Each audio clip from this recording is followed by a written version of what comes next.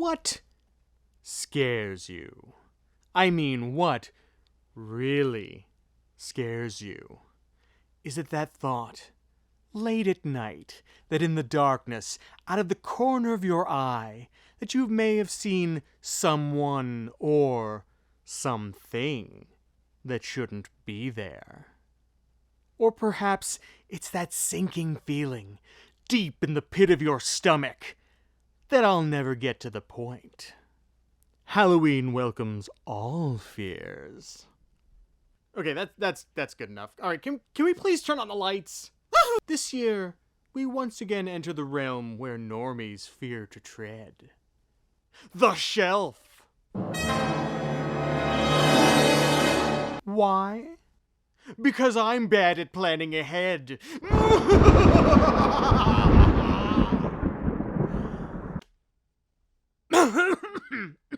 Okay, so how many of you know the Alone in the Dark games? I'm old, so I need to ask these questions. Yeah, you could argue that the originals haven't aged all that well, and the 3D does kinda look like a lazy kid's second grade art project, but this shit was revolutionary in 1992. And these games were able to develop a sense of tension and unease that most modern horror games couldn't even hope to duplicate. Now, how much of that is down to the janky-ass controls is up for debate, but I love them. They even have the dubious honor of having an Uwe Boll film very, very loosely based on them.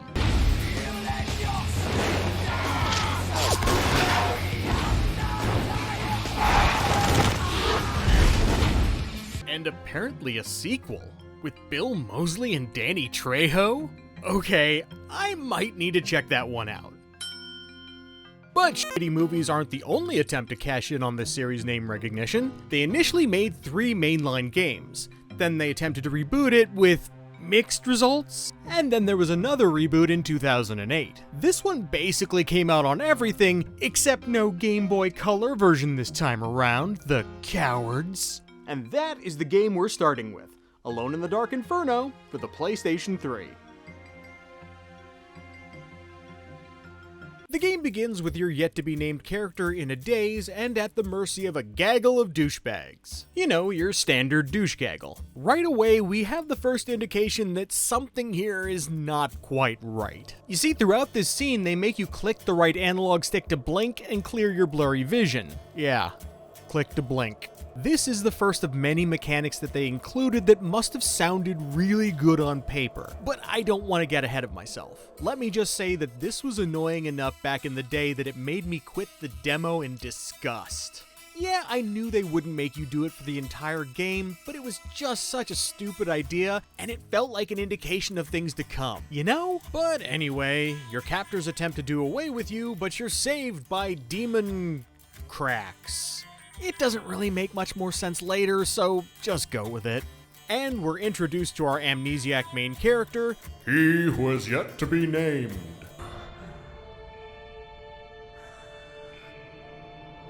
My God, who the hell am I? Hold on there, buddy. We'll get to that. You fight your way through collapsing buildings, putting out fires, lighting other things on fire. A lot has been said about the fire in this game, and yeah, point in its favor, the fire's pretty good. And this is when you're introduced to our main supporting character, Sarah. Christ, it's about time! What the hell's going on? Sorry, I'm Sarah Flores. I'm an art dealer. I was here to meet a client for... You're not a cop, are you? And you're treated to excellent banter like this. I don't actually remember anything prior to waking up this evening. Not my name, my address, nothing. Great! My rescuer is more fucked up than I am! Don't try to take advantage of the situation. Don't flatter yourself. Aren't they delightful? You don't even know who I am, Sarah. Yes, Sarah. So you fight some possessed people, and the game somehow alludes to you being related to the demony goings-on. You forgot, but not to worry. I still have the keys to your mind. Did you note the shock in my voice? And this is when we're properly introduced to Paddington, and you can all insert your own marmalade jokes here. So, one major recurring theme while playing this was that the developers seemed to have some very unique ideas that they wanted to implement. And that's commendable. I mean that. We need people to take chances while making games. But you've gotta playtest this shit! Example? Well, okay, this is an open world game, and your main method of traversal will be by car. There are plenty of cars dotted around the game's map, and they're all available to you. So far so good. Sometimes they'll have the keys in the ignition, other times you'll find them hidden in the sun visor or the glove box. Or they give you the option to hotwire any cars that don't have keys immediately available to you. And that's a genuinely good idea. I have no problems with that in theory. So the problem is that an estimated 99 dick blistering % of the cars that you find are without keys. So you get to do the same goddamn hotwiring minigame over and over again, and if you have demons on your ass, which you will, they can and will interrupt this process. To say that this is tedious and frustrating is a bit of an understatement. Teeth? Not enough? Okay, let's keep going. Healing is done by pressing left on the D-pad, which then takes you to this downward first-person view. You then painstakingly spray each wound down with this healing spray. And you know, the first time they had you do it, it was actually kinda neat. But by the end of the game, I was just about ready for him to bleed out. Oh, and that reminds me. That can happen. If you receive what the game considers to be a deep wound, a countdown timer will start, and if you don't specifically bandage it up before the timer ends, that's game over. And you might be thinking to yourself, hey, this is survival horror, we want tension, right? Well, there's nothing really all that tense about a 7-minute countdown. It's just long enough that you're never gonna really need to keep a bandage on you just in case. So it felt more like a nuisance than anything else. At least the enemies are nice enough to let you heal mid-fight. Also, look at the damage effects they went with. It's kinda like they stuck dollar store latex costume wounds to his jacket. Oh, here's a weird one. The game structures itself like a TV show on DVD for some ungodly reason. Now, this means you can skip chapters that you aren't enjoying. Which I didn't actually do. And bitch, I got the trophies to prove it. But since it's weirdly structured like a TV show, every single time you load your save, you get... Previously on Alone in the Dark, Alone in the Dark. Previously on Alone in the Dark, previously on Alone in the Dark. And I mean, if I cared about the story, this would be great, but man. Another ongoing mechanic is when the game has you break down doors with heavy objects like large canisters or fire extinguishers. Except the melee combat is bafflingly designed. You hold down the R1 button to ready melee, and then you move the analog stick to simulate a swing. Kind of? You know, it's almost like they were trying to do something similar to the original games, but I'd almost rather do that. Hell, I feel like I could knock out a couple of shitty YouTube top 10 lists on the bad and confusing decisions made in this game alone. Huh. Top 10 lists coming in the not too distant future? Shameless! There are other mechanics that are less overtly horrible. For example, you can combine various inventory items to improve their usefulness or just make something entirely new. So, like combining a rag and a bottle of liquor makes a Molotov cocktail. Pouring lighter fluid on bullets makes fire bullets. And I don't really think that's how that works, but I'm not gonna poo-poo something that's fun. And the devs really wanted to do that peering down into your jacket view for inventory management, and while I can see what they were going for, it's just a lot more cumbersome than, say, the attaché case from Resident Evil 4. And with that, now you want to play that game, don't ya? And I can't tell you how many times I caught myself thinking, just put the goddamn thing in your pants pocket! Okay, so, blah blah blah, you do this really irritating car escape sequence, Paddington does what we all wish we could do, and it turns out that the main character in this game is Edward Carnby. Oh no! And no, I don't mean like a rebooted Carnby from A New Nightmare. He's the original Edward Carnby from the original games. Do I even need to point out how stupid this is? Without taking the low poly paper mache face into account, these guys look nothing alike. The original Carnby was a mustachioed, down-on-his-luck private investigator and paranormal researcher. This guy looks like the douchey main character from a direct-to-VHS 90s action flick. I mean, they tried to piece together how he made it to this time period and worked with Deddington using these journal entries. I just couldn't be bothered to read them. I mean, maybe the story is really well written if you take the time. Now give me my stone! I don't have your stone, and fuck you anyway! Somehow, I remain unconvinced. As I previously said, Alone in the Dark 2008 is an open world game, which I guess was still kind of novel at the time. But the problem is, if you're going to make an open world game, you need to have a reason to do it. Here, it just seems like an excuse for busy work. Alright, so there are these evil roots scattered around the map, and at certain points in the game you're forced to burn them because story reasons. It's not particularly engaging. You can burn them in all sorts of different ways, but the easiest and most entertaining of which is... 3, 2, 1, 0! Infinite flashbacks out of glass! Stand by track like piece of ground! Two bomb for universal being! Aerial breakthrough! Shine of power!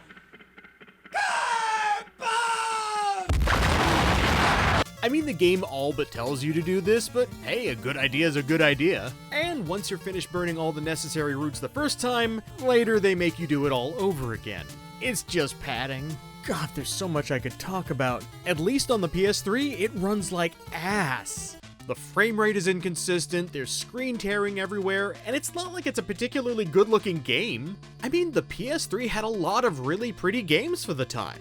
Now, is it reasonable for me to compare a multi-platform game like this to a game by Insomniac or Naughty Dog? No, not even remotely, but fuck it, this is Catharsis. Oh, and of course it's glitchy. Why wouldn't it be? The enemies are all pretty obnoxious in general, but there's one I wanted to highlight in particular, the Black Ooze. Now, this doesn't seem so bad at first. The sludge is afraid of light, and you get a flashlight pretty early on. So during your initial encounter, all you need to do is shine your flashlight at your feet and walk. But then moments later, there's a puzzle where you need to safely get to a ladder that is surrounded by the stuff. Hey, that's no big deal. I'll just use my trusty... Okay, let's try this again. Yeah, I did this a lot. And it turns out that for some reason, this time, the game expects you to light a chair or some other wooden object on fire and carry it into the other room to create light. You know, because the thing you have in your inventory that creates light ain't gonna cut it, god f***ing damn it! Alright, so, story. Convoluted bullshit, ghosting can points at stuff, blah blah blah. There's a Temple of Trials, which is actually one of the more entertaining sections of the game. Giant fucking asterisk on that statement, by the way. You find this dude behind a wall, and suddenly there's a race against time to make it across the entire game map. I can see the third sphere! Edward, this guy knows everything! We must stop this! Only I can. I'm the key.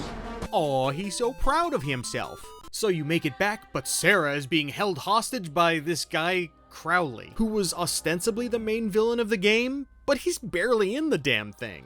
His evil deeds mostly amount to your initial kidnapping, toying with you in a helicopter, and some sassy text messages. So his final act of evil doesn't matter because you just shoot him in the head. He died as he lived. Underwhelmingly. Okay, we're almost done here. So the three of you put the game's core knickknack back together for some reason, and you're presented with a choice. Kill Sarah and prevent her from becoming Lucifer's new host? Or let her get all deviled up? Okay, so if you shoot her, you committed an act of evil rather than one of kindness or something? You'd think that not allowing someone to become the host for the Lord of Darkness might be considered a kindness, but who am I? So in that case, you become Satan. You're not a man anymore. I'm the light bringer. I'm the fucking universe. Good ending? But if you spare her, she becomes the host, which I guess is compassionate? Yay! And yeah, somewhere in there they fell in love. Weird. The credits roll, your trophy pops, and nobody is happy. And as one final aside, out of sheer morbid curiosity, I decided to check out the PS2 version. It doesn't have any of the open world aspects, which I guess makes a certain amount of sense. And as one would expect, the graphics are way scaled back. One interesting thing though, and this is the first time I've ever seen this with a downgraded port, all of the voice actors seem to be different. Get your hands off of him. Once our other friend over there is dead, Paddington will be the only one left who can manipulate the stone. And it kinda makes the whole thing play like a community theater presentation of the game. It's super strange. Luckily, this version of the game also has the DVD chapter feature, so I didn't actually need to play the vast majority of it. Just for the sake of comparison, here's the ending.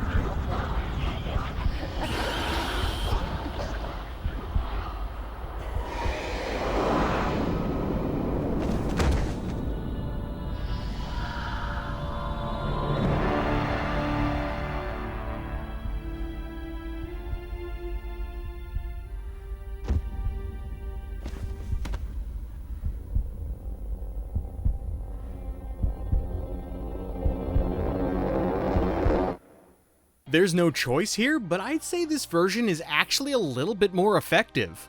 Less is more, I guess. But you probably shouldn't play any version of this game. Just saying. Also, this needs to be said, it's just not scary. And yeah, there are plenty of other horror games that I genuinely love that I don't find scary, but at least they're fun to play. There's so much more that I could say, but there's another game to cover, so moving on. And if you got this far into the video, nice. Don't forget to lick and subscribe, and tickle that dingly boy. So, the Kinect is not the first thing that comes to mind when I think of horror games. Then again, I don't tend to think of the Kinect in most cases. Unless, of course, we're talking about Kinectimals. I named him Buford. But when I heard that they were making a horror game for it, I was intrigued. Skeptical, but intrigued. I mean, I'm a huge advocate for expanding gaming technology. Even if it doesn't entirely pan out, at least they tried. And that horror game is Rise of Nightmares for the Xbox 360.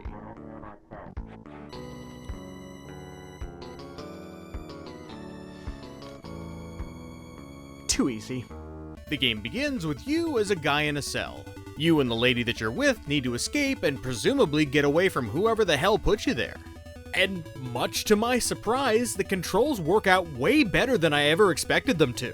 You reach forward to interact with objects, put up your dukes to begin fighting, step forward to have your character move forward, swivel your shoulders to turn, and raise your hand, when available, to move automatically. This one feels especially odd, kinda like you're asking permission to go someplace.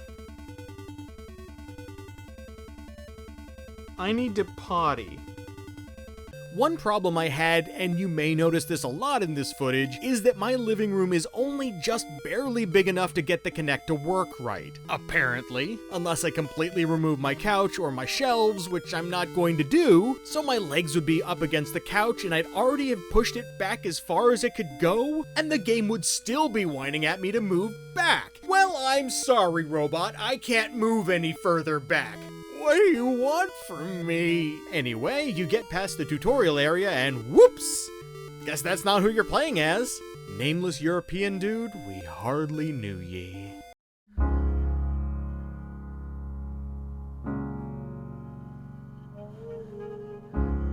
So then we're introduced to the real protagonist, Josh? And I'm gonna try really hard, but I don't know if I can say that any other way. He's traveling by train with his wife Kate. They're a bit on the outs, but hopefully a nice vacation in Europe land will patch things right up.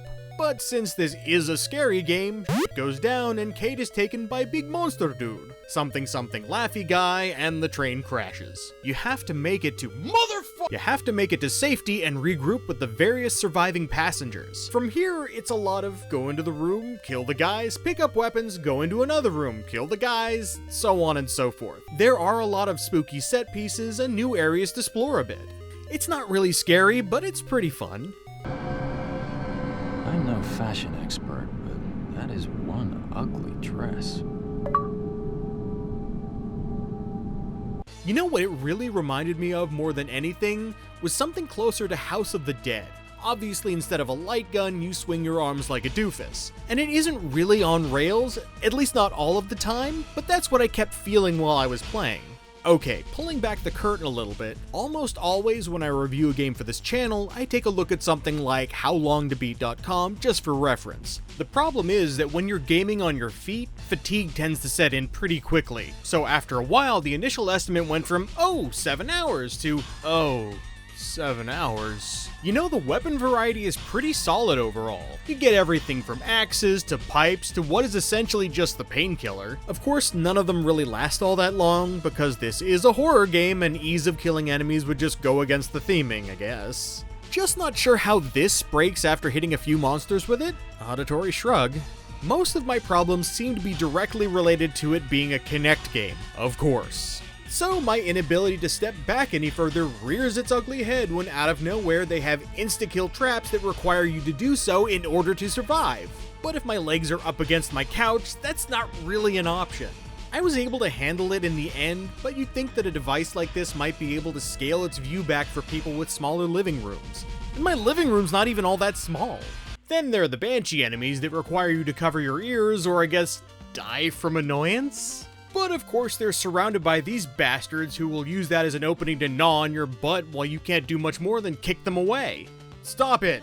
Bad touch. You know, the boss fights weren't too bad, except there were only like 4 of them in the entire game. And other than some mild jank that made them last way longer than they were supposed to, they were pretty easy. The story isn't really worth writing home about here either. Something using your wife to birth a thing because evil. I mean, I just finished the damn thing and I don't think I cared enough to really absorb it in any meaningful way. It was kinda paint by numbers, but pretty inoffensive overall. And considering the kind of game this is, that's not really why we're here in the first place. You know, at the end of the day, I'm tempted to say that this is the better of the two. I mean, don't get me wrong, it's not good. Neither of these games are good, but gun to my head, you know, I might go as far as to say that I don't completely regret playing it. So, however you decide to spend your Halloween, I hope that you enjoy it. To death. And of course, thank you for watching.